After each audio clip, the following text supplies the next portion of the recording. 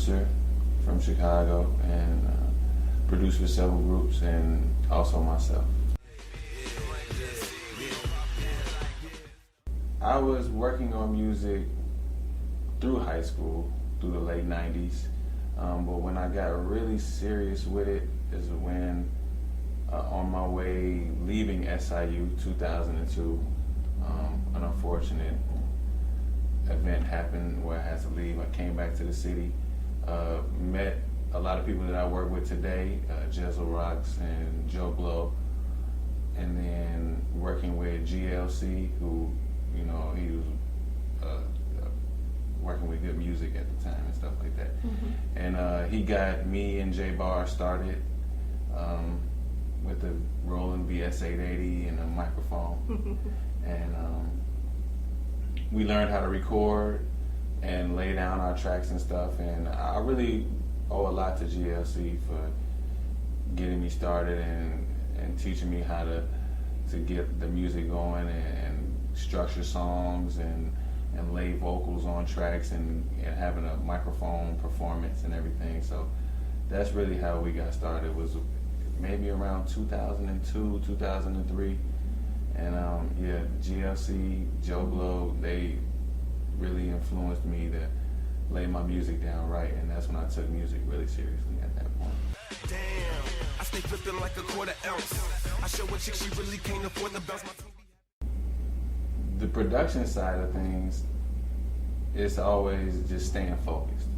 You know, coming up with melodies, you can get discouraged at certain melodies. A lot of producers may not say this, but you can come up with something you might think like, hey, you know, that's not good enough, and you just erase it. And sometimes you just walk away from the computer. But my advice is to stick with it and build on those ideas. Another idea may come. So it's really the production ideas, coming up with those melodies and knowing if it's a winner or not. You know, that's the biggest test of making music, I think, is knowing that if you have something or if you don't have it, and making that choice not to overdo it or underdo it or stick with it or walk away from it. Those are the biggest challenges, I think, of making music, is the actual creativity. Conversation, if it's money, large amounts, when I express my sentiments, you feel like I'm right on your couch. Hey, yo, start with the bad news Sure, first. A yeah. con of working with artists is the preconception. Are they just like me? Do they think like me? Do they approach music like me? And then when you're working with them, you know, you get to know them, their personality. You're not sure if they're, you know, cool like you. Some people, they include barbiturates and enhancers. You know, do they smoke or do they drink? You know, whether that applies to me or not. But it really, the kind of being able to work with somebody else is, are they on the same page as me? Do they have the same personality as me? Are we gonna mesh in the studio? Are we gonna be able to have a relationship outside of music? All within that time of working with them. Like, are we in the studio? Can we just spark a conversation? All of the comfortability issue is really, could be a pro or a con, but I think the con is the preconception of, are they gonna be somebody I can work with when I work with them? You know, because the email and text message is only so broad. And a pro with working with other artists is they bring something to the table that I don't bring to the table. They might be more talented in the area of writing or producing a certain section of music that I can't do better than them or to that ability. So that's a pro, because other people are also talented. I'm not the only talented person. So working with other people and being around other people that are talented is a pro. a little Hennessy, old school 40-ounce. Damn, if that's 2 watermelons in the pants, don't go jelly. Well, it's 2 parts to it, 1 part. 1 part, I think, is when you find that sound and you're like, oh man, this is just a great sound. And then when everything falls in line after that, like, you know, it's like a domino effect. Like, once you find this synth or a lot of people use arpeggios or whatever, but when you find this really good sound and you know it's gonna fall in line right after that, I throw my cellos in and I bring in the deep pianos, and then you know what drums you're gonna use. So it's when you find that one sound, because production is all about sounds, in my opinion. When you find that sound, you're like, it's like a nostalgic experience. You're like, it's what it's all about. You know, you put your finger on that key, and then you hear that, you're like, it's like opening a present at Christmas. So that I think that's the biggest thing about producing to me, is that sound. It's new all the time, and that's why I'm always buying new stuff.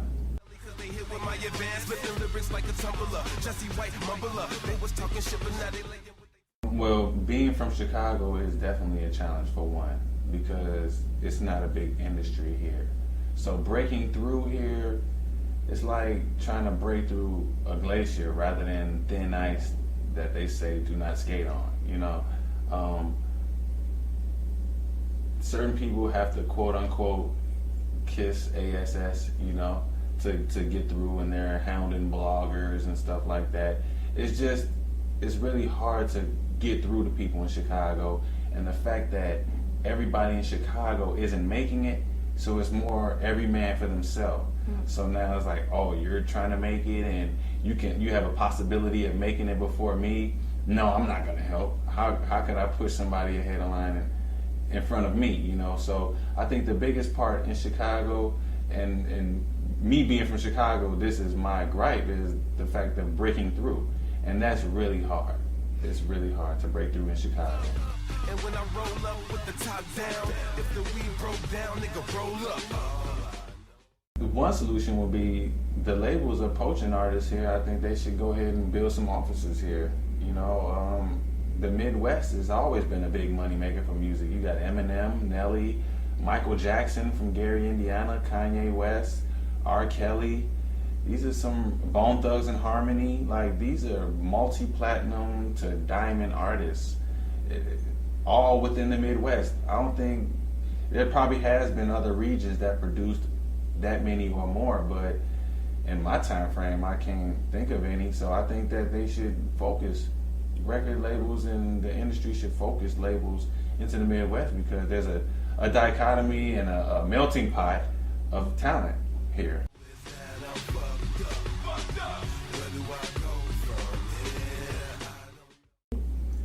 One issue I see happening in Chicago that's a pitfall is the fact that people see certain artists getting on with a certain sound of music, and they gravitate towards that sound, even if it's not their sound, because they're so desperate to make it, or they're in circumstances where they have to provide for their family, so they're like, skip talent, I'm going with what's winning.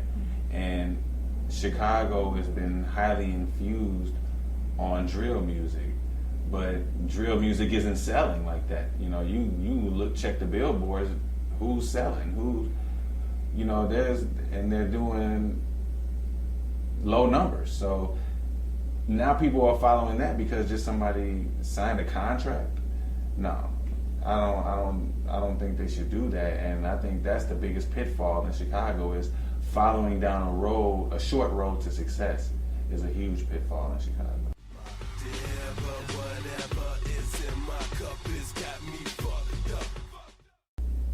What I want as a producer and artist is security and notoriety. Security being me being a smart entrepreneur with my music. That way I can benefit and my future generations can benefit off of my music. And notoriety for the fact that people know who did it and know that I did it. And I can directly influence the culture from that point.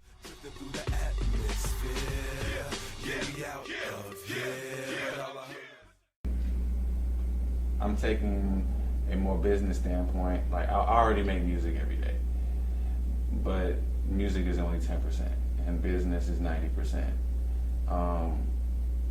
Somebody who rules a 10% domain can't go to war against a 90% domain. So I'm taking the steps to have my own production and recording label and owning all of my music.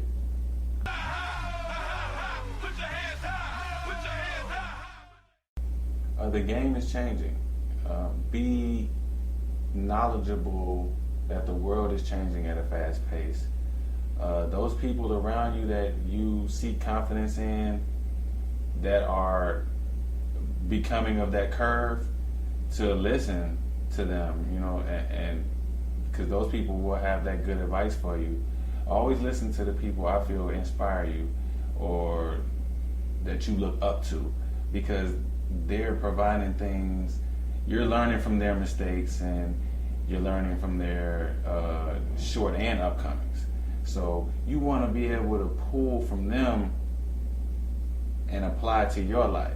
So take advice from those that you're inspired by, and get what you can get out of their interviews, even if you can't touch them. If you can touch them, talk to them. If you can't touch them, research their interviews and see if they share this like-mindedness, and then you can carry on from there, because the game is changing so much, and those that are successful from the game that you're playing, you need to see if they're on the same wavelength as you, if you're getting this inspiration from them. So I say seek advice and seek knowledge from those that you're confident in.